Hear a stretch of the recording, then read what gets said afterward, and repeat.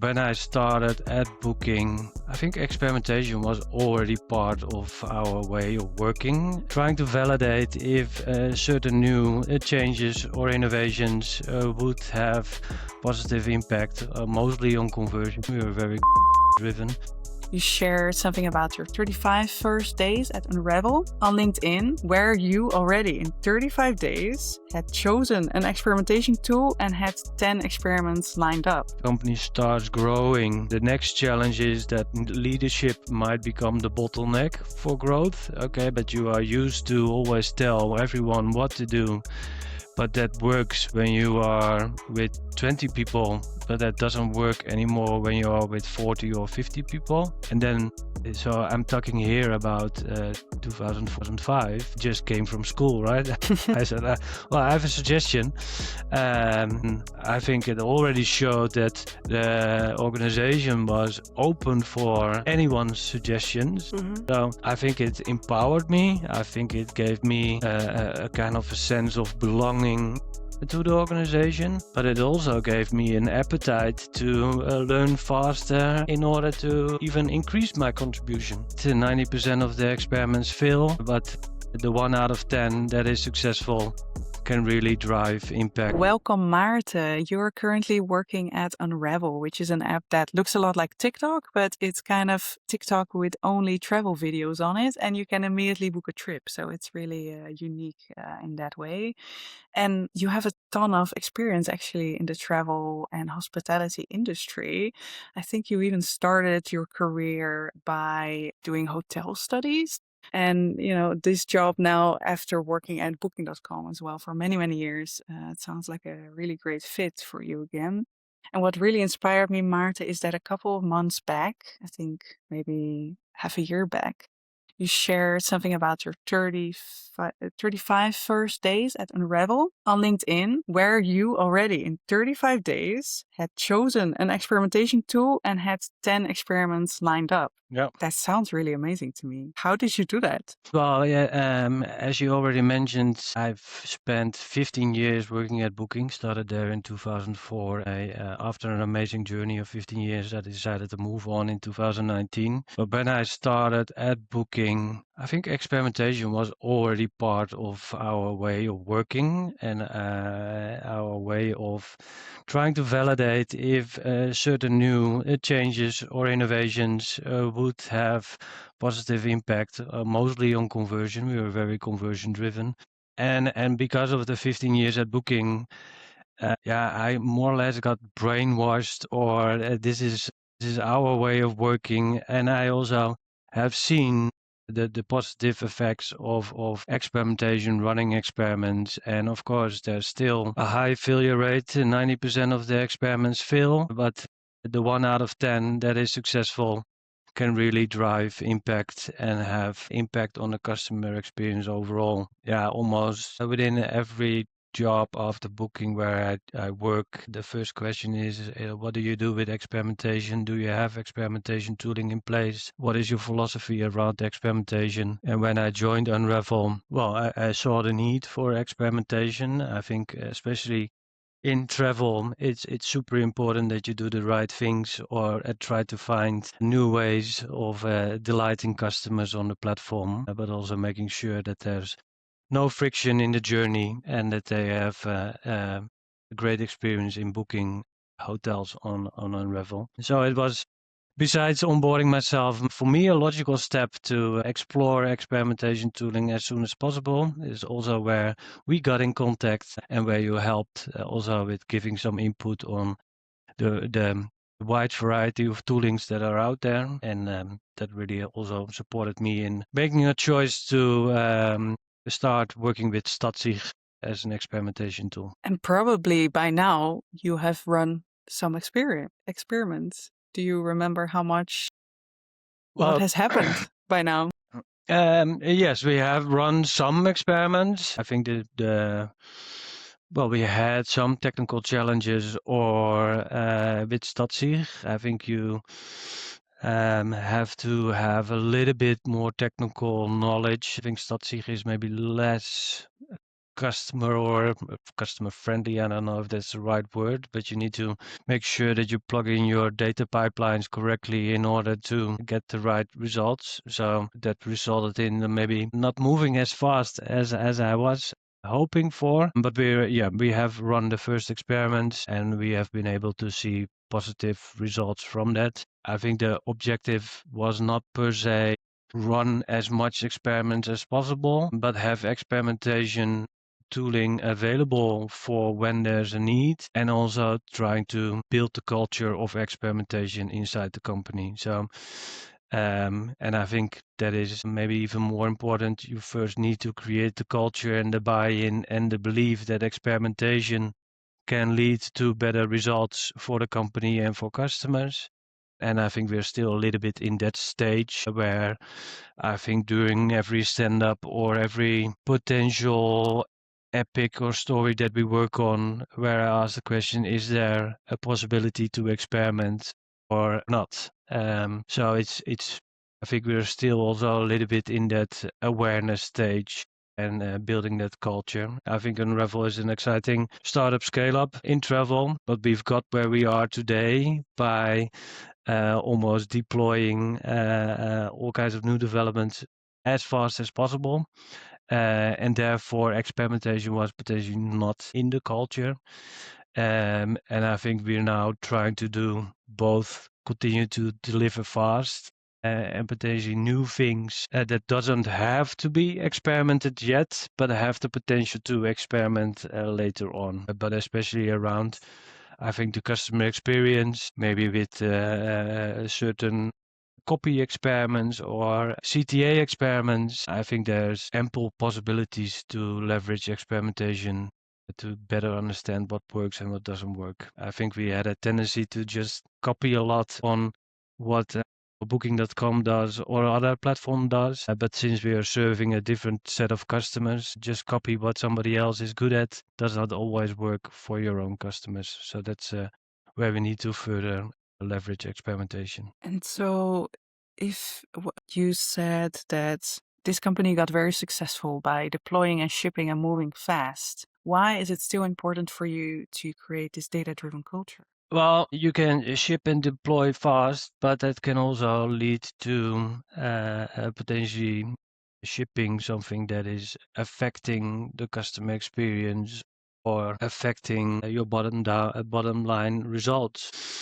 And therefore, I think with everything that we deploy, either if it's with experimentation or without experimentation, we need to understand, okay, but is this in the end driving value to the customer? And if it drives value to the customer, it should lead to driving value to the company. And therefore, data is key in there. And I think if I look at Unravel, I think we are with around 50, but our data organization is almost 5 to 10 people. And it also means that there is a high emphasis on data and try to understand what's happening. Only when you are a young company, you almost need to first also, similar to experimentation, build a proper data infrastructure. What are the data toolings, databases that we're going to work with?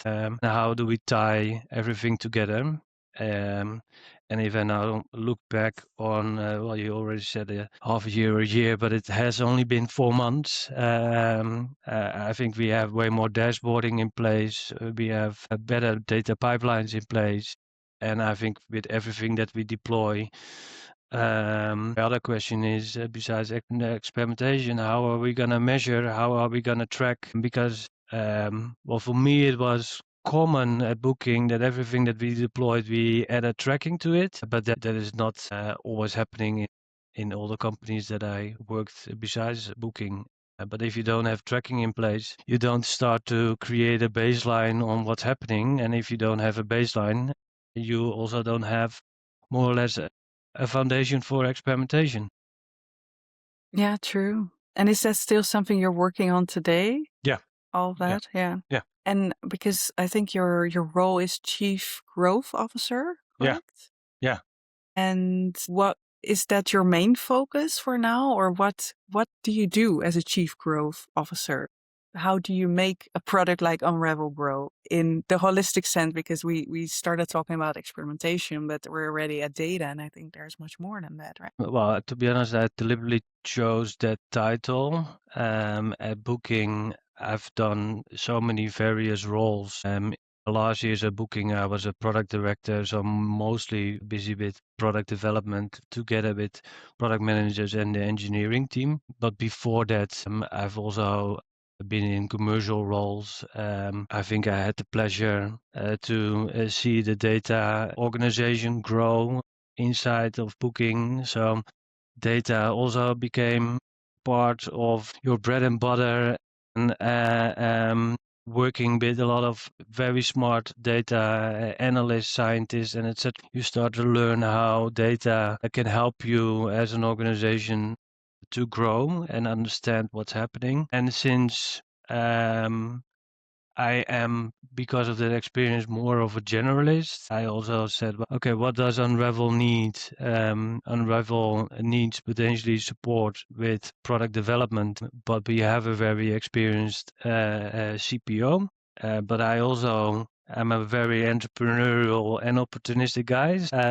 When I see opportunities for growth, which can mean should we, besides hotels, maybe also do attractions or experiences? I picked that up as well. So the growth, if I look up the definition on internet, growth is often a combination of product, data, and a little bit of commercial growth opportunities. For me, the combination of data, product, and then commercial execution is kind of the heart of an organization. And I think because of my experience, I am able to connect the dots between the different parts of the organization, which I also like, because then you're potentially not 100% responsible, but you help to bring multiple parts of the organization together to drive a shared objective. Is that also what you would say that you're very good at? Well, I never like to say I'm still a humble guy, but bringing people together is, I think, something that is a strength of me. But bringing people together also means try to articulate a shared objective. Articulating a shared objective is also easier if you have data to back it up, because then it becomes no longer an opinion. It becomes, okay, but this is what we see. If we invest in here, which will cost X, it could lead to a result which will be a Y. And then you kind of create ROI-driven development and ROI-driven focus. And if that is clearly articulated, I think it's very easy to then get all the people behind you and say, yeah, that makes sense. Let's do it. And how does the journey of having a new initiative, how does that work right now at Unravel? What, for example, does product discovery look like? I think it's product discovery happens currently a lot because we integrate our travel experience into large enterprise apps. So some of the product discovery is also coming from our clients that we work with. I think one example is we work with a client in Saudi Arabia where clients are way more used to do map-based search than just a traditional search bar. They want to understand where is the hotel located and what is in the surroundings, and how would I potentially go from that hotel in London to, I don't know, visiting the London Eye. I think that partially comes then from the feedback from the client, but also looking at potential local OTAs in Saudi that already adapted to, let's say, that the localized version of that customer. And secondly, we try to leverage as much as possible tools like Clarity to understand customer behavior on the platform. Where do we see, I don't know, dead links or link outs, or where does customers stop in their journey? And recently we have way more visibility on how customers move from search to almost to checkout, and where do we see the highest drop off, and therefore where would we potentially need to put our focus on to ensure that there is no drop off.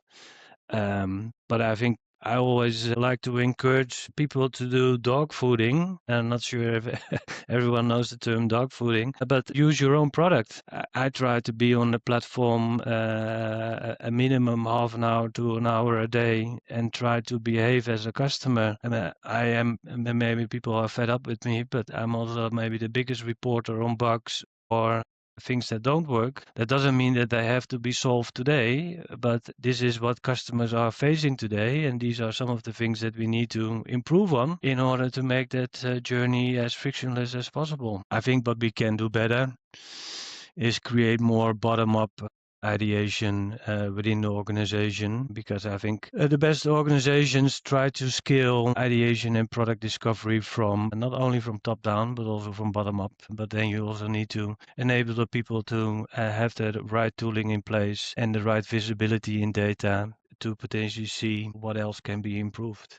I wanted to ask you, is that also the case right now? You explain a little bit about bottom up ideation and having people come up with ideas, and that might not happening right now because people are not able to access tooling or data. What is that situation like right now, and where do you want it to go? I think it's improving every day. I think when you are building a company, so Unravel was founded by Vijay, Sunny, and Abhi, both with an Indian background, and the company. The majority of the people working at Unravel also have an Indian background. When you build a company, you could argue you are very founder-led. You have a vision, you have an idea, and you have an objective, and you want to move as fast as possible. Often comes along with top-down leadership. Company starts growing. The next challenge is that leadership might become the bottleneck for growth. Okay, but you are used to always tell everyone what to do, but that works when you are with 20 people, but that doesn't work anymore when you are with 40 or 50 people. So the first challenge or problem or opportunity is making leadership aware that they are the bottleneck and not the organization, and that you need to find ways to scale your leadership. And often what happens is then hiring managers and putting a layer in between, which doesn't always lead to higher velocity or more empowerment. I think the biggest opportunity for growth is try to reverse your organization and try to make it more bottom up. But in order to achieve that, you need to again make a kind of a culture change and shift. And when I joined, was kind of the first European colleague, and now we have, I think, around 10 European colleagues. And we are just trying to also create a more diversified team where also some of the colleagues are more used to share their opinion, share their ideas, share their suggestions. And I think we're now a little bit in the middle of bottom up and top down. And I think both are still valuable, but I think more and more suggestions and improvements are coming from within the organization, and that makes life as a leader, I would say, easy, because then you potentially only have to say, well, that's a great idea, let's go, or hey, a great suggestion, think about A, B, C, D, but feel free to go ahead. Is that also a change you've seen happening at Booking.com? I think Booking.com started off top down, but by implementing experimentation, by implementing data drivenness and data visibility, quickly shifted from a top down to bottom up. When I joined in 2004, I think I suggested after 3 months an idea on how to change our ranking or how to improve our search results. When you were searching on a destination with limited amount of hotels, let's say you were searching for Alkmaar. Alkmaar maybe had 5 hotels on the platform, and I suggested, okay, but why don't we potentially increase the radius? And the radius was the distance to Alkmaar. so that we always display a minimum amount of hotels of around 15. And then actually implemented or started that experiment a week later, and it was positive on conversion. And then, so I'm talking here about 2005, just came from school, right? I said, well, I have a suggestion. I think it already showed that the organization was open for anyone's suggestions. Mm-hmm. I think most important, try to articulate what is the problem that you're trying to solve. How do you think this could affect customer experience or conversion? Would this be a small effort implementation or a large change or etc.? But I think it ticked all the boxes and they implemented. And I think it's still somewhere in the code at Booking when displaying too little options. They have a lot of options now, but try to share a minimum amount of X in order to give enough choice to the customer so that they are able to convert. And what did that do for you? You just came to the company, like you said, you were very young, and your idea was immediately taken seriously. How did that feel for you? Well, it felt awesome, but it also gave me a feeling. I am not just here to do my job.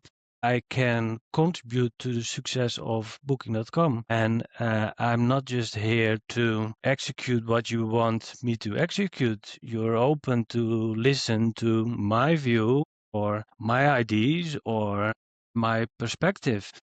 I'm also open to have a discussion on it or to hear if what I say doesn't make sense. And then if something doesn't make sense, I can only learn and improve myself to next time come up with better suggestions. So I think it empowered me. I think it gave me a kind of a sense of belonging to the organization, but it also gave me an appetite to learn faster in order to even increase my contribution. And is this the same? Do you want the same to happen to people in your teams now and people at Unravel now to have the same experience? Yes. Yeah. I always think about how can I scale myself, and scaling yourself means how can I get the best people that are maybe even better than me, and therefore organization or a project or whatever I do is not depending on me. I'm going on ski holidays next week. And I hope that I can enjoy my ski holidays, and I'm sure I can. But I want to ideally move to a situation where I am not needed. And the only way to do that is to drive that empowerment, ownership, and accountability with the people that you work with. But also, that also means that you need to give them a little bit of freedom, access to the data, access to being able to execute and create a safe space of ability to learn and make mistakes, which was also very much part of the culture of Booking, right?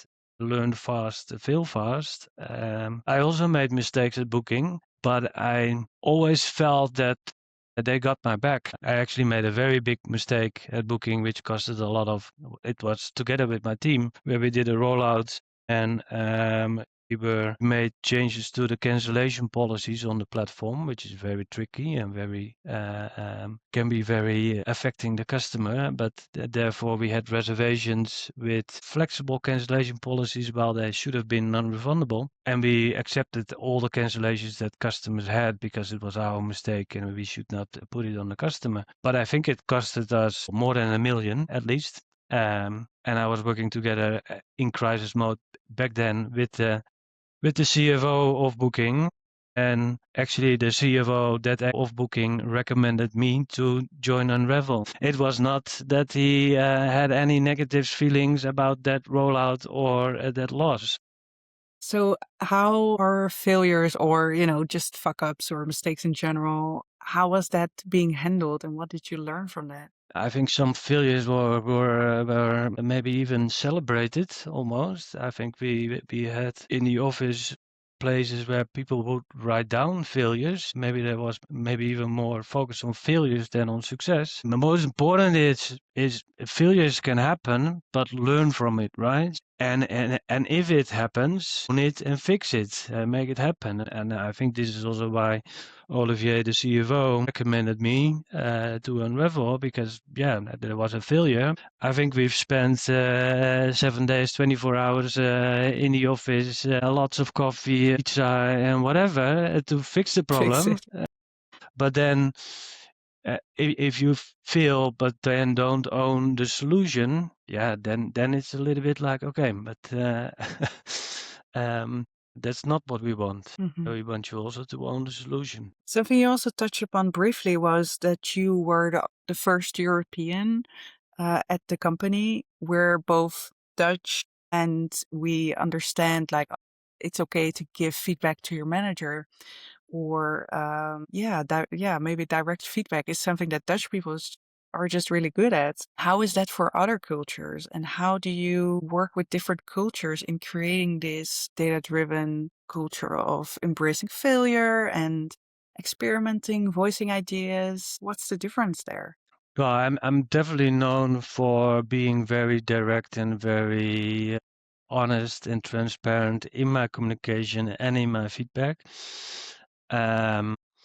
I think before I start about talking about Unravel, maybe take one step back, where I worked 1 year in Singapore for Booking.com, where I had the pleasure to more or less build the first team that would work in all the different countries in Asia. So we had an office where we had Thai colleagues, Chinese colleagues, Indian colleagues, Indonesia, and I think my biggest learning there was also that every country has its own culture and style. And I think I've got my most, or I learned the most about cultural differences there. I think we had a lot of new people, a lot of young people. Sometimes people got a promotion. They became from an account manager, senior account manager, because we grew the team and etc. And then everybody would celebrate that promotion, do a reply all in the office. And therefore my inbox was overflowing with messages like, "Oh, congratulations, congratulations." And I send a message back, "Can we just do a reply to this person instead of to reply all?" And that was considered rude, because you celebrate together um, so sometimes it's also reflecting on that and taking a step back. And maybe I would not say I'm more cautious, but I'm trying to understand better. Okay, but how do you like to work? What do you expect from me? What can I expect from you? I think the founders have been very explicit, Maarten, to be, at least to us, as transparent, open, and honest as possible, because we can only learn and we can only change when we get that honest and transparent feedback. I think to the wider organization, sometimes you need to how do you say that? Adjust the pace, sometimes be very direct, and sometimes take a little bit of a step back and be more loving and caring and more acknowledging. I'm now a father of 3 kids. I've also learned it maybe the hard way, and try to also reflect myself and be critical of myself. Okay, is this always the best way to be direct and be very Dutch, or should I be a little bit more empathetic, or step a little bit? We always said at Booking, step in the shoes of the customer. But you can also turn it around and step into the shoes of the other person before firing all kinds of feedback at the other person, because you don't always know why that person did something or why that person is communicating in such way. Yeah. So I think I take a little bit more time to understand the culture and understand the people behind it. And I think I am able to grasp quite soon, okay, but I think you appreciate this, and you are maybe a little bit more, you might need slightly more different approach. And I think it can also differ per experience, right? Have you had tough conversations in the past or not?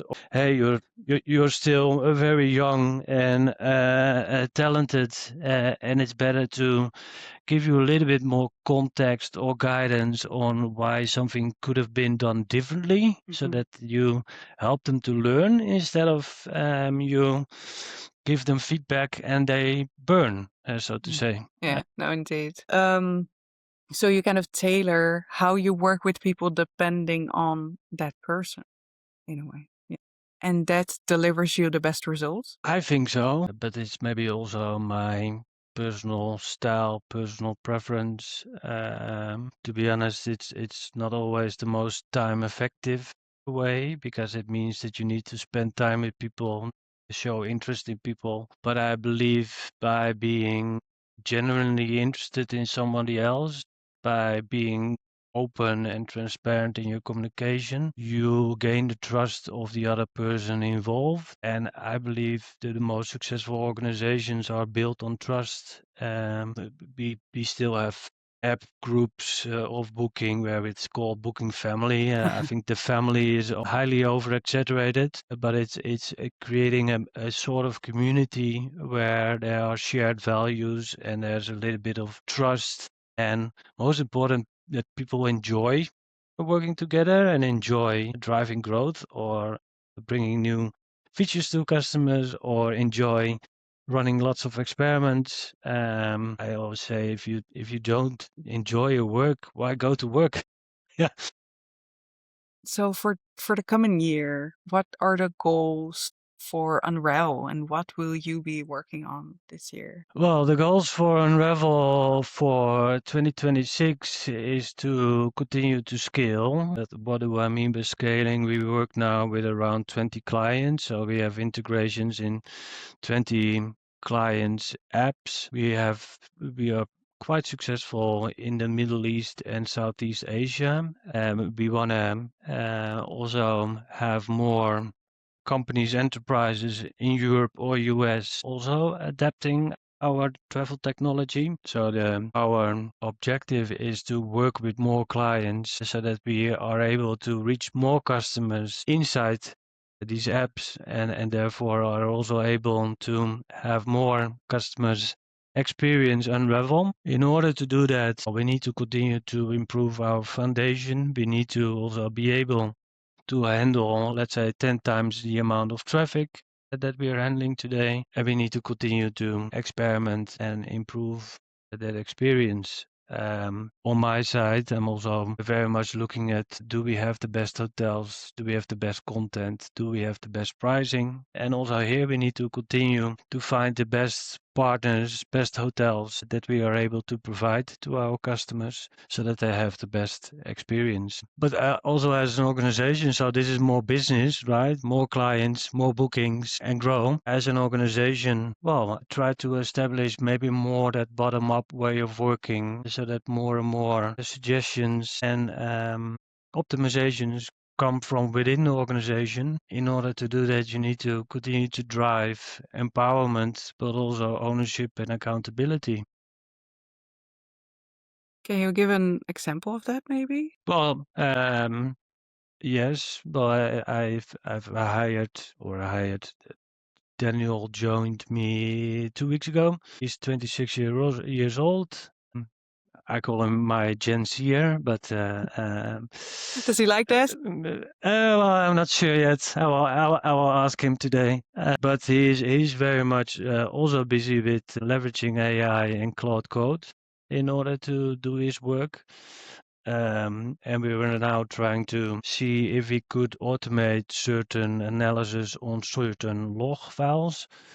And I just saw that he today sent a direct email to that partner that we work with to ask for a solution or an API integration or etc. And then I thought, bam, some other people would potentially ask permission to send this email. I'm also a big believer, don't ask for permission, but ask for forgiveness. Later, yeah. Yeah, but for me, I was like, oh, you took own initiative, we discussed together the problem, and the solution direction that I was thinking of, and he's taking his own initiative to reach out to a supplier to figure out, okay, is there an alternative way to do this? So I was happy to see that, because that means that somebody takes that ownership and accountability. As we're reaching the end of this podcast, I wanted to ask you, is there anything about experimentation or building those bottom-up data-driven cultures that we haven't discussed yet, but that you would like to talk about? I think it's about visibility and accessibility, right? Okay. On one hand, if you start experimentation, you need to create visibility on what's happening and why is it happening and what are the results that it is delivering, so that people also have the opportunity to see and try to understand the value that it can bring. And with accessibility, I mean, well, I think this is already 3 months ago. I shared a mini survey and I communicated it to the whole organization. If you have ideas or suggestions where we could potentially improve as a business or leverage organization or leverage experimentation, please share your ideas. Do And people do that's that? yes. Some, yeah. But maybe it was still too early Okay. also for the organization, and who is this guy and what does he want? I think if I would do the same now, I think that the list would have been way longer. But this is again about a little bit the bottom up, and anyone that has a good suggestion, same like when I was at 24 a booking, should articulate it. If there's a possibility, let's try it and experiment it with it. I really love that about your approach, Maarten, and I hope you'll be able to succeed in your job and what you're doing currently. Please take us along. It would be great if you keep on talking about this on LinkedIn, like what have you done to achieve this and how do you keep on building this culture, because it's super, super interesting. For now, thanks so much for being a guest on the podcast, and people can follow you on LinkedIn, so I can Sure. share your handle.